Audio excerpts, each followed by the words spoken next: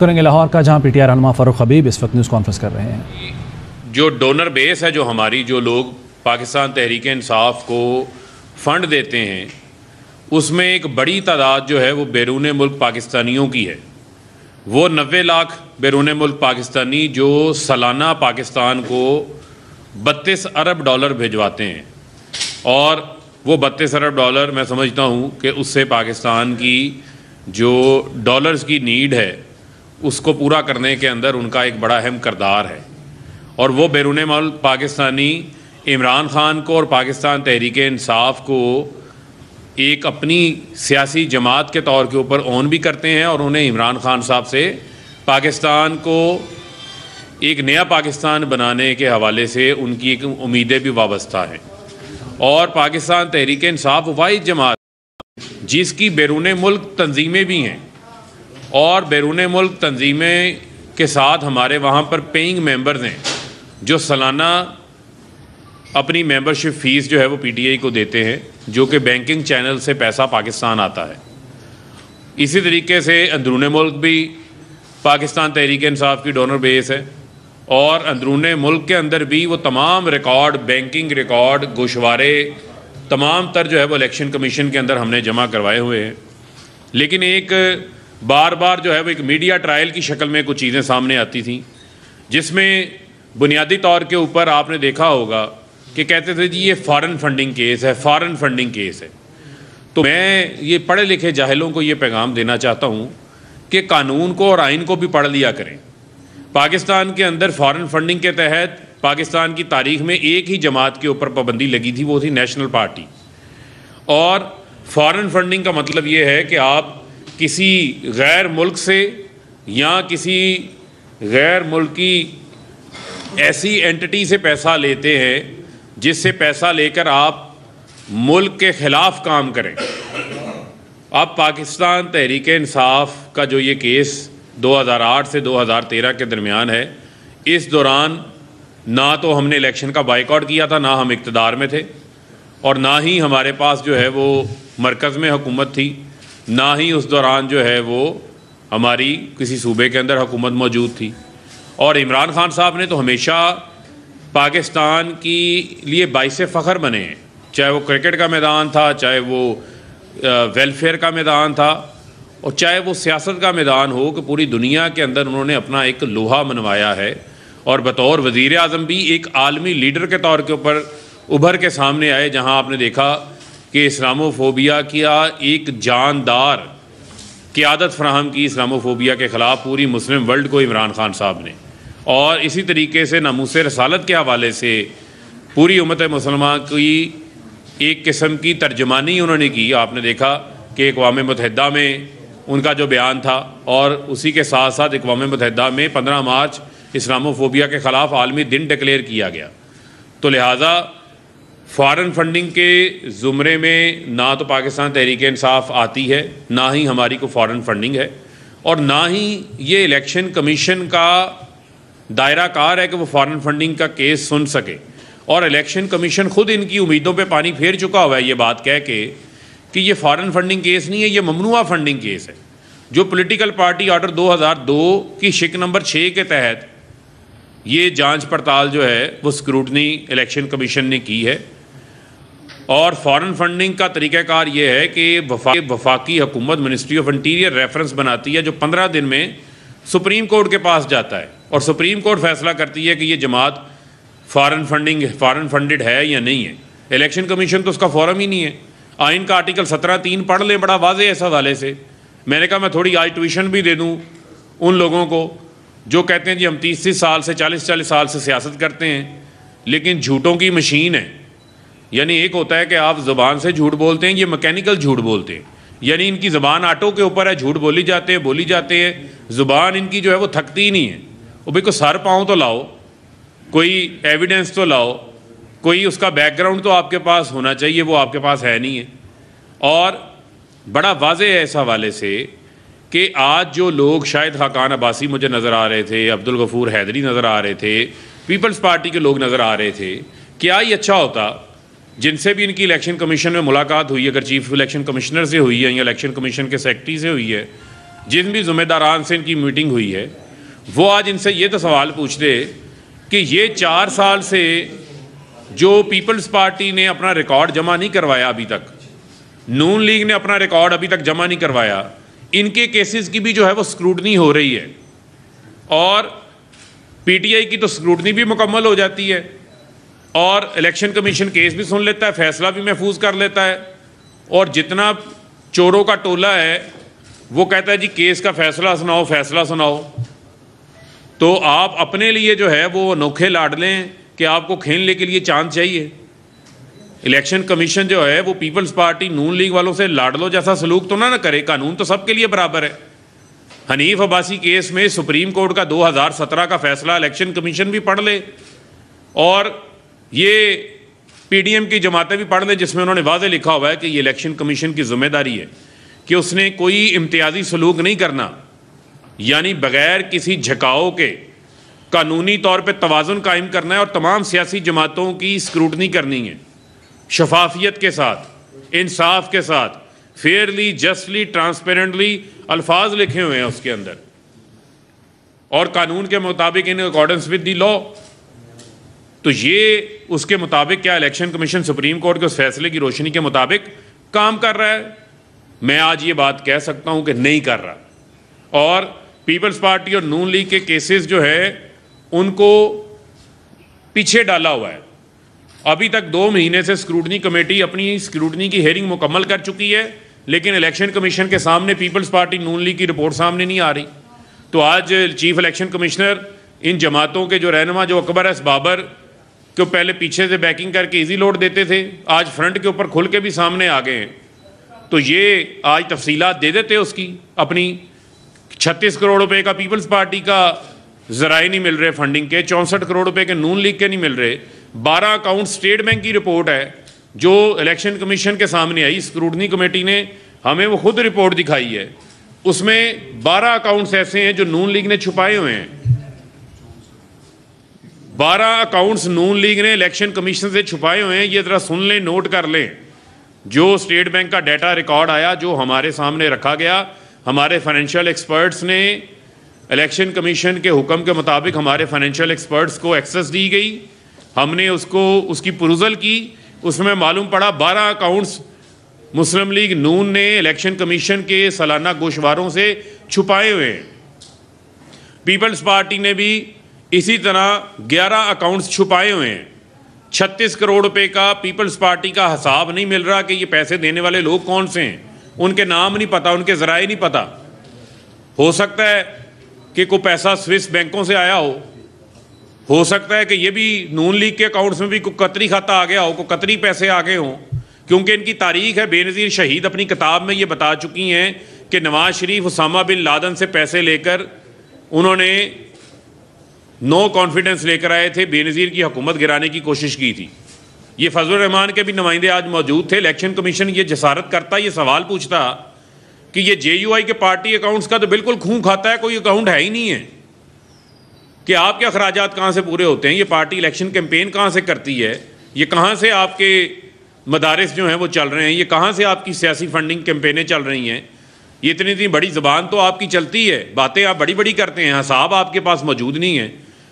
आज भी पेशावर के अंदर जो JUI का मरकज़ है उसकी तख्ती जो है बड़ी सी, उस पर लिखा हुआ है, ये मैंने नहीं कहा, ये इनकी अपनी जमात के हाफिज़ हुसैन अहमद साहब मुख्तलिफ मीडिया है, कॉल करके पूछ लें, टीवीज़ के ऊपर आके बता चुके हैं कि वहाँ पर लीबिया ने फ़ंड किया था। एक हमारा ब्रादर इस्लामी मुल्क जो है लीबिया ने इनको फ़ंड किया था और तख्ती लगी हुई है कि ये फ़ॉरेन फंडिंग तो ये है जो ये लेते रहे हैं और फ़ॉरेन फंडिंग लेके मुल्क के अंदर क्या फसाद कराते रहे, क्या इंतशार कराते रहे हैं। ये कहाँ से इमरान खान जो मुंतखब वज़ीर आज़म थे उनके खिलाफ लॉन्ग मार्चेस करता रहा, ये फजलुर रहमान इसके पास पैसा कहाँ से आता रहा है, ये इलेक्शन कमीशन पूछे इनसे।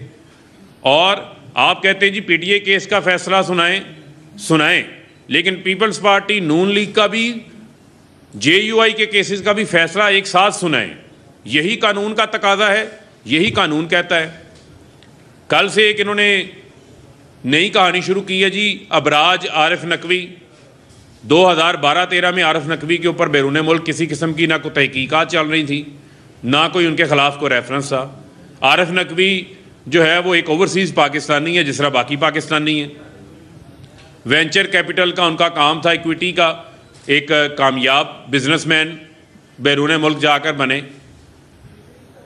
आज फाइनेंशियल टाइम्स के अंदर एक इन्होंने स्टोरी करवाई है, उसके अंदर उसमें यह भी लिखा हुआ है कि 20 मिलियन पाउंड आरिफ नकवी ने शहबाज शरीफ और नवाज शरीफ को के इलेक्ट्रिक कंपनी के अपनी सेटलमेंट करने के लिए जो वो शेयर्स ट्रांसफ़र करके जाना चाहता था किसी और कंपनी के नाम जो उसने अपनी इन्वेस्टमेंट की थी, वो इन्वेस्टमेंट आगे सेल कर रहा था, वो 20 मिलियन पाउंड जो है वो नवाज शरीफ और शहबाज शरीफ को रिश्वत के तौर पे दिए हैं। ये फाइनेंशियल टाइम्स की व्हाट्सएप सहाफ़ी बड़ी रिपोर्टें जो है वो ट्वीट कर रहे हैं। वो पैसा जो वुल्टन क्रिकेट क्लब से आया है वो तो पीटीआई के यूपीएल के बैंक अकाउंट में आया है, वो डिक्लेयर्ड है। पैसा बैंकिंग चैनल से आया, डिक्लेयर्ड है, इलेक्शन कमीशन के गोशवारों में मौजूद है, उसमें कोई चीज़ छुपाने वाली नहीं थी। वो बैरून मुल्क क्रिकेट मैच हुआ इंग्लैंड के अंदर, एक दुबई के अंदर पॉलिटिकल फंड रेजर हुआ, वो पैसा आरिफ नकवी ने वहाँ पाकिस्तानियों से इकट्ठा करके अपने वुल्टन क्रिकेट क्लब से पाकिस्तान भेज दिया। पाकिस्तान में पीटीआई के यूबीएल के बैंक अकाउंट में आया और वो डिक्लेयर्ड अकाउंट है इलेक्शन कमीशन में भी, और वो पैसा भी डिक्लेयर्ड है और कहाँ खर्च हुआ उसका ऑडिट का एक एक हिसाब मौजूद है।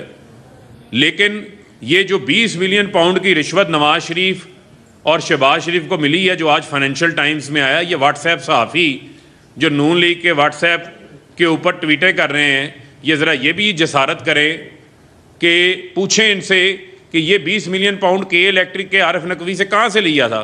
2017 में उसी फाइनेंशियल टाइम्स की रिपोर्ट में आज लिखा हुआ है कि डेवस के अंदर जो है वो डेवस में स्विट्ज़रलैंड के अंदर वहाँ पर एक डिनर भी होस्ट किया गया नवाज शरीफ के एजाज़ में अबराज आरिफ नकवी की जानिब से, जो फाइनेंशियल टाइम्स की रिपोर्ट के अंदर लिखा हुआ है। तो उसके ऊपर भी कोई जवाब दे दें। और इतने यानी झूठ बोलते हैं कि शायद खाकान अब्बासी ये कह रहा था कि यूएसए में 2 कंपनियां रजिस्टर्ड हैं। भाई अगर आपने कानून नहीं पढ़ा फारा का, फॉरेन एजेंट रजिस्ट्रेशन एक्ट, ये तमाम चीज़ें हम इलेक्शन कमीशन को बता चुके हैं, अपना केस पेश कर चुके हैं, लेकिन जब ये मीडिया ट्रायल करते हैं तो फिर चीज़ें बतानी पड़ती हैं कि यूएसए के अंदर हमारी जो कानून है 9/11 के बाद, अगर आपने आकर यूएसए में किसी किस्म की कोई पॉलिटिकल लॉबी करनी है, कोई पॉलिटिकल कन्विंसिंग करनी है, या अपने डायस्पोरा को जो आपके बैरून मुल्क पाकिस्तानी वहाँ पे रहते हैं उनको आपने मोबिलाइज करना है, एंगेज करना है, फंड रेजिंग करनी है, पॉलिटिकल लॉबी करनी है, तो आपको अपने आप को फॉरेन एजेंट रजिस्ट्रेशन एक्ट के तहत, फारा के तहत अपने आप को रजिस्टर्ड करवाना पड़ता है। पीटीआई वहाँ पर एलएलसी के तौर पर रजिस्टर्ड है और हर 6 महीने बाद जो भी एक्टिविटी होती है वो अमेरिका के कवानीन इतने सख्त हैं कि वो आपको उनको रिपोर्ट करना पड़ती है।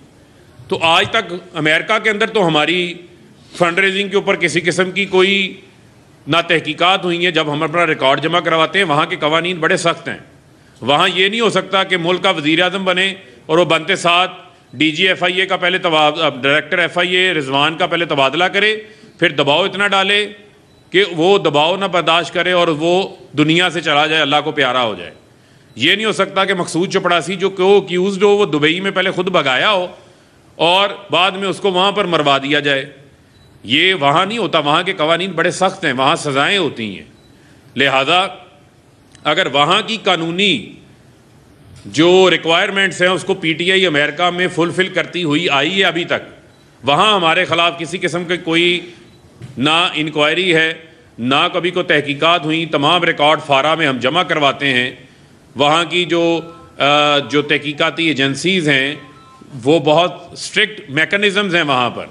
9/11 की दहशतगर्दी के वाक़े के बाद उन्होंने अपने कवानीन बड़े सख्त किए हैं, तो वहाँ पर कोई एतराज़ नहीं। और वहाँ से जो आने वाला पैसा है वो बैंकिंग चैनल से आया है, लीजिटिमेट पैसा है। वहाँ से भेजने वाले जो लोग हैं उनके एफिडेविट्स मौजूद हैं और आरिफ नकवी ने भी अपना एफिडेविट इलेक्शन कमीशन में जमा करवाया है ये वुल्टन क्रिकेट क्लब से कि उसने ये तमाम पैसा पाकिस्तानियों से जमा किया है और लेजिटिमेट ज़राए से जमा किया है। तो उसके ऊपर इनका एतराज़ नहीं बनता। लेकिन जो मैं आज चैलेंज इनको करने जा रहा हूँ, ये ज़रा जुर्रत करे ये नलाइके आज़म शहबाज शरीफ, ये जुर्रत करे आसिफ अली जरदारी, मिस्टर 10% और ये पर्ची चेयरमैन बिलावल और ये मरियम जो ट्वीट्स बड़ी करती हैं, बयानात बड़े देते हैं, आएँ और आप रिकॉर्ड रखें, आप मीडिया के सामने भी, मैं आज आपको चैलेंज करता हूँ, और ऐसा करें कि आप अपनी मर्ज़ी के 3 फाइनेंशियल एक्सपर्ट्स ले आएँ और 3 फाइनेंशियल एक्सपर्ट्स ऑडिटर्स हम ले आते हैं, आपके पीटीआई के अकाउंट्स की जांच पड़ताल कर लें और हमारे आपके कर लेते हैं, या आप कोई भी इंडिपेंडेंट किसी थर्ड पार्टी को ले आए सामने जिसके ऊपर किसी को एतराज़ ना हो, दुनिया की टॉप ऑडिटर कंपनीज ले आए, वो पीटीआई के अकाउंट्स को भी जांच पड़ताल कर ले, आपके अकाउंट्स की भी जांच पड़ताल कर ले। अब मैंने भागने नहीं देना इस चैलेंज से आपको, और मैं मीडिया को भी कहूँगा कि ये बार बार ये आए रोज़ का खेल जो है वो बंद होना चाहिए। अब आप इनसे ये सवाल पूछें कि ये चैलेंज जो है ये इनको कबूल है या नहीं कबूल। टॉप रेटेड ऑडिटेड फर्म होगी, इंडिपेंडेंट, छोड़ दें 3 नाम उनके हमारे, वो पीटीआई के अकाउंट्स की भी जांच पड़ताल करे, इनके अकाउंट्स की भी जांच पड़ताल करे। दूध का दूध पानी का पानी हो जाएगा, पता चलेगा कि शुजात अजीम जो हैं वो 5 करोड़ रुपया नून लीग के अकाउंट में डालते हैं और साथ ही जो है वो उनको मशीर हवाबाजी बना दिया जाता है, और पता चलता है जी 10 करोड़ तो मियाँ साहब नू फलाना बंदा हाथ च फड़ा के चला गया सी, यानी कि इनके जो अकाउंटेंट हैं वो स्क्रूटनी कमेटी को कहते हैं कि 10 करोड़ तो मियाँ साहब को फलाना बंदा हाथ में पकड़ा के चला गया था, ये 5 करोड़ जिस बंदे ने दिया ये तो अब दुनिया में नहीं रहा, ये अल्लाह को प्यारा हो गया है। पता नहीं को फरिश्ते आगे 5 करोड़ डाल गए थे इनके अकाउंट में, 10 करोड़ 5 करोड़ 20 करोड़, ये मोटी मोटी रकमें आई। अभी मैं उन रकमों का नहीं बता रहा, 20 लाख 30 लाख 50 लाख, ये वो रकमें हैं जो इन्होंने खुद लिख के इलेक्शन कमीशन में जमा करवाई हुई हैं, लेकिन उनके नाम नहीं बताए कि ये पैसे जमा करवाने वाले हजरात कौन हैं। ये कोई खलाई मखलूक थी, ये कोई उसामा बिन लादेन था, ये कोई बैरूनी मुल्क था, कहाँ से ये पैसे आते रहे, कहाँ से ये 75 करोड़ रुपया मीडिया के ऊपर खर्च किया हुआ है। नून लीग ने अपना एक्सपेंस शो किया हुआ है खराजात में, और आपके नाम पे वारदात डाली हुई है।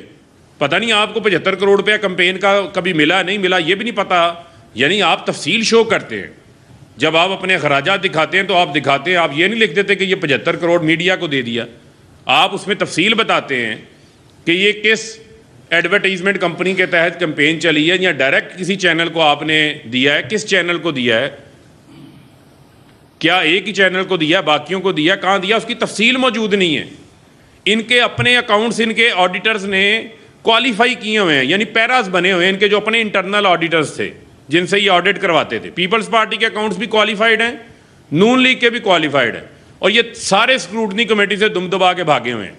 अब मैं ये इलेक्शन कमीशन को भी ये कहना चाहता हूँ, एक आइनी अदारा है, आपका काम है तवाज़ुन को कायम करना, कानून और आइन के मुताबिक आपने काम करना है। ये नहीं हो सकता कि आप इनके साथ लाड करते रहें, प्यार करते रहें, और ये आगे प्रेस कॉन्फ्रेंसें भी करें, आपसे मुलाकातें भी करें।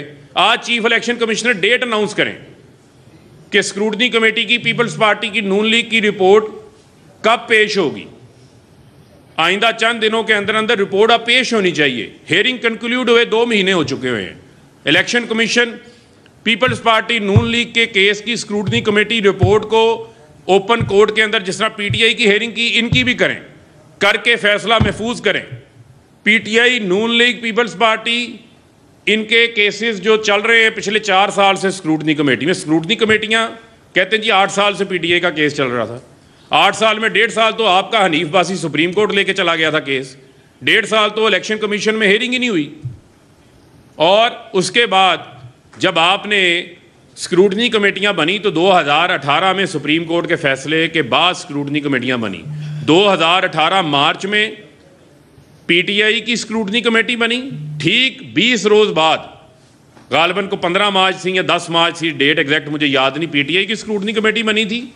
और अप्रैल 2018 में 1 महीने बाद नून लीग और पीपल्स पार्टी की स्क्रूटनी कमेटियां बनी थी।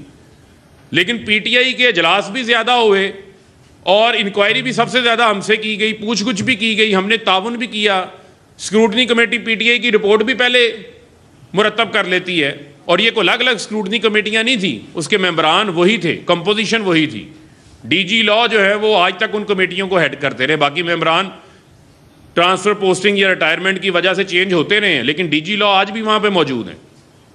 जो पीटीआई, पीपल्स पार्टी, नून लीग को सुन रहे थे, तो अब आप ये नहीं हो सकता कि ये सियासी जमातें आपको आगे दबाव डालें और आपको कहें कि जनाब फैसले दें, फैसले इनकी मर्ज़ी के दें, ऐसा नहीं हो सकता। अब फैसला होगा पीटीआई नून लीग पीपल्स पार्टी का एक साथ होगा और आपको जो है वो कानून का तवाज़ुन जो है उसका पल्ला सबके लिए बराबर करना होगा।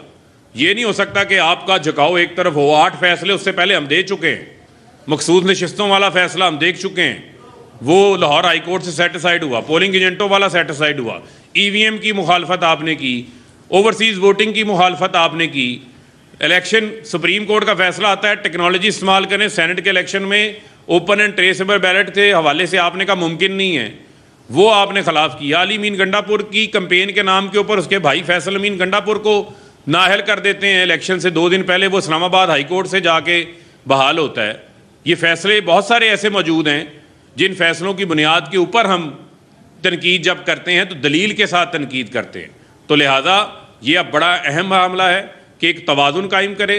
इलेक्शन कमीशन जो है वो तमाम जो सियासी जमातें हैं जिसके अंदर PMLN, पीपल्स पार्टी, PTI के केसेस का फैसला एक साथ करे। स्क्रूटनी कमेटी एक साथ बनी थी तो स्क्रूटनी कमेटी की जो रिपोर्टें आई हैं उसके ऊपर फैसला भी एक साथ करें। और फिर से मैं जो PDM के नादान दोस्त हैं मैं उनको ये मशवरा भी दे रहा हूँ कि आपने जो गड़ा खोदा था PTI के लिए उस गड़े में आप खुद गिरे हुए हैं। आपका easy load Akbar S Babar तो रफू चक्कर हो गया इजी लोड लेके, लेकिन आप लोग अब उस गड़े में फंसे हुए हैं। आपको भी अपने अकाउंट्स का जो है वो हिसाब देना है। और फिर मैं अपना चैलेंज दोहरा रहा हूँ, वो चैलेंज बड़ा वाज़ेह है कि independent top rated auditors media की मौजूदगी में PTI के अकाउंट्स भी आएंगे। वो मेरी जिम्मेदारी है, वो मैं लेकर आऊँगा।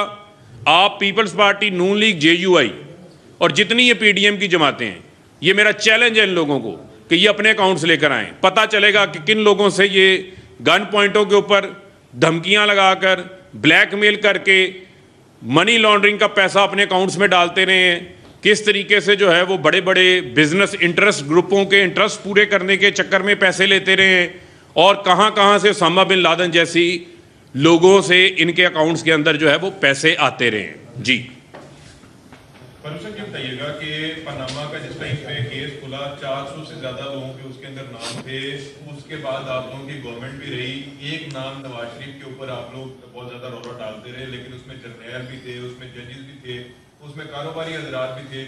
आपने अपने दौरे हुकूमत के दौरान उन अफराद के खिलाफ क्या कार्रवाई की, किस शख्स को जो है वो पॉइंट आउट किया कि इसका भी केस है, इसके अंदर पनामा के अंदर इसका भी रिकॉर्ड है, इसका भी केस बनाया जाए, उसके हवाले से आपकी कारकर्दगी? देखें बुनियादी तौर के ऊपर आज की तो जो मेरी प्रेस कॉन्फ्रेंस है वो है फंडिंग केस के हवाले से, और मैं उसी के ऊपर ही रहना चाहता हूँ, इधर उधर मैं जाना नहीं चाहता। लेकिन सिर्फ आपको ये बता देना चाहता हूँ कि उस वक्त के जो वज़ीर आज़म थे, वज़ीर आज़म जो है वो टॉप मोस्ट जो है वो पोस्ट होती है। उस वक्त का जो प्राइम मिनिस्टर था, उनके बच्चों के नाम के ऊपर 4 फ्लैट्स निकले थे और वो बच्चे उनके डिपेंडेंट्स से, जिसकी तहकीकात हुई, बाद में सज़ाएँ भी हुई और इकामे भी रखे हुए थे और तनख्वाहें भी छुपाई हुई थी, जिसकी बुनियाद के ऊपर जो है वो नाहली भी हुई, बाद में सज़ाएँ भी हुई। वो फैक्ट्स और हक़ाइक़ अपनी जगह के ऊपर मौजूद हैं। जी आपने अपनी बात का आगाज़ इस बात पे किया था कि इलेक्शन कमीशन के पास ये इख्तियार नहीं है कि वो इन फंडिंग के हवाले से बात कर सके, और एंड आपने ये किया है कि इनकी जो स्क्रूटनी है, इनके PMLN और दूसरी पार्टियों की स्क्रूटनी रिपोर्ट पे जारी की जाए। तो बात तो ये है कि इलेक्शन कमीशन के पास अगर आपके अकाउंट को स्क्रूटनी करने का क्या नहीं था तो फिर उनके भी देखें बात यह है, वो एक पंजाबी की मिसाल है कि सारी रात हम जो है वो हीर रांझा सुनते रहे हैं और सुबह उठ के हम पूछते हैं कि हीर जो है वो रांझा था या मजनू था। मैं आपका जवाब दे लूँ, आपका सवाल आ गया। देखें 2 मुख्तलिफ चीज़ें हैं। मैं फिर दोस्तों के लिए बता देता हूँ कि क्योंकि बहुत सारे लोगों को नहीं मालूम, जो फॉरेन फंडिंग है वो एक अलग मामला है, और प्रोहिबिटेड फंडिंग जिसको हम ममनुआ फंडिंग कहते हैं, ममनुआ फंडिंग जो है वो इलेक्शन कमीशन के दायरा कार के अंदर आती है। उसकी सज़ा इतनी है सिर्फ कि अगर कोई रकम ममनुआ ज़राए से आपकी पार्टी के अकाउंट्स में आए, अब सुन लें ज़रा सारे, पॉलिटिकल पार्टी आर्डर 2002 शिक नंबर 6, इसको नोट कर लें और इसको गूगल करके आपने पढ़ना भी है कि अगर किसी ममनुआ ज़राए से, ममनुआ ज़राए ये है कि अगर आप किसी मल्टीनेशनल से, उस वक्त का जो है वो जिक्र है, या आप जो है वो किसी फॉरेन नेशनल से पैसा लेते हैं और उसकी पूरी उन्होंने तकसीम लिखी हुई है, या आप किसी फार्म से अंदरूने मुल्क बैरून मुल्क पैसा ले लेते हैं तो वो आपकी ममनुआ फंडिंग है। और ममनुआ फंडिंग की सज़ा इतनी है कि वो उतनी रकम अगर जितनी ममनुआ हो वो भाग के सरकार जब्त हो जाती है। लेकिन जो फ़ॉरेन फंडिंग है, फ़ॉरेन फंडिंग का जो दायरा कार है वो आइन के अंदर लिखा हुआ है कि वो मिनिस्ट्री ऑफ इंटीरियर रेफरेंस बनाती है, 15 दिन के अंदर अंदर सुप्रीम कोर्ट भेजती है, सुप्रीम कोर्ट उसका फैसला करता है। वो आइन का आर्टिकल 17(3) है, वो उसके अंदर उसका तरीक़ाकार मौजूद है। तो जब मैं ये डिफ्रेंशिएट करता हूँ इसको आपस में, तो उसका मकसद ये होता है, क्योंकि बार बार मीडिया पे भी ये इस्तलाह चलती रही कि ये फ़ॉरेन फंडिंग केस है, फ़ॉरेन फंडिंग केस है। बाद में इलेक्शन, जब हमारे वकला ने इस पर एतराज़ उठाया तो इलेक्शन कमीशन ने इस केस के टाइटल को भी चेंज किया। उन्होंने फ़ॉरेन फंडिंग नहीं, इसको ममनुआ फंडिंग केस किया। और उन्होंने इस्लामाबाद हाई कोर्ट के अंदर भी ये बात की कि ये ममनुआ फंडिंग केस है। ममनुआ फंडिंग केस का मतलब प्रोहिबिटेड फंडिंग केस है, और उसके तहत ये मामला जो है वो चल रहा है। और प्रोहिबिटेड, ये तो वैसे ही इलेक्शन कमीशन की ज़िम्मेदारी है कि उसने हर साल किसी भी जमात की जो गोशवारे आते हैं उनकी जांच पड़ताल करके फिर उनको सर्टिफिकेट जारी करे, क्योंकि जब इलेक्शन आते हैं तो इन जमातों ने इंतखाबी निशान लेना होता है। ये कानून के अंदर लिखा हुआ है। हर वो सियासी जमात जिसने अपना इंतखाबी सिंबल लेना है, उसके लिए ये रिक्वायरमेंट है कि उसने अपने सालाना खाते जो हैं, अपनी आमदन, अखराजात, अपने असासे और अपने वाजबात की जो स्टेटमेंट है वो उन्होंने इलेक्शन कमीशन का एक जो प्रेस्क्राइब्ड फॉर्म है उसके तहत इलेक्शन कमीशन में जमा करवानी है। जिस तरह पाकिस्तान के अंदर हर इंडिविजुअल जिसकी कोई तनख्वाह आती है तो वो FBR में अपनी टैक्स रिटर्न जमा करवाता है, या आप अपनी वेल्थ स्टेटमेंट जो है वो जमा करवाते हैं। इसी तरह पॉलिटिकल पार्टियों के लिए ये लाजिम है कि वो इलेक्शन कमीशन के अंदर अपनी गोशवारे जो है वो जमा करवाते हैं। सर ये बताइएगा कि पंजाब लेने के बाद आपने वफाक लेना था, लेकिन कल आपके 11 जो है इस्तीफे मंजूर कर लिए गए, तो आपको नहीं लगता इस्तीफे देने में जो आपका फैसला था वो गलत था? नहीं, देखिए, फैसला हमारा गलत नहीं, वो फैसला हमारा दुरुस्त साबित हुआ है। और ये अभी तो उन्होंने 11 इस्तीफ़े जो है वो कबूल किए हैं, ऐसे हज़ारों इस्तीफ़े भी देने पड़े तो कोई मसला नहीं है। पाकिस्तान के अंदर जो है वो हकीकी आज़ादी और हकीकी जमहूरियत लाने के लिए, और ये बड़ा, मैं फिर से अपनी बात दोहराना चाहता हूँ कि इन असम्बलियों को इन्होंने गदला किया है।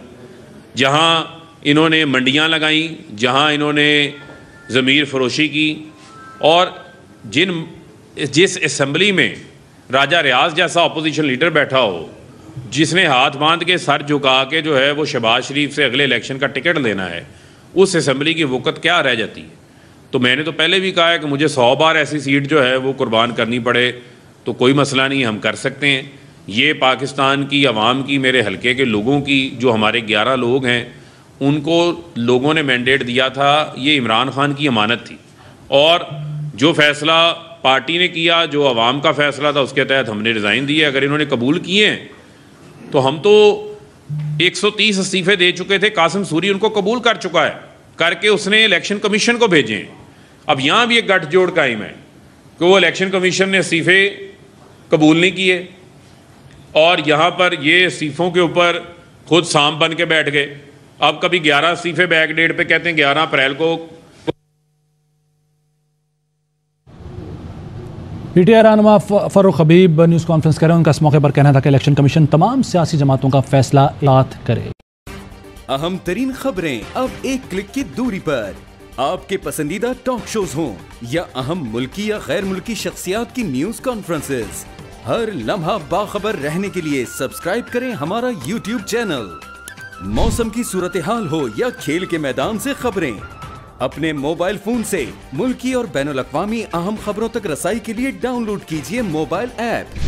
बावसूख ज़राए से मुसद्दिक़ा खबरों, तज्ज़ियों और तबसरों से मुस्तफ़ीद होने के लिए विजिट कीजिए पाकिस्तान की सबसे बड़ी न्यूज़ वेबसाइट www.arYnews.tv।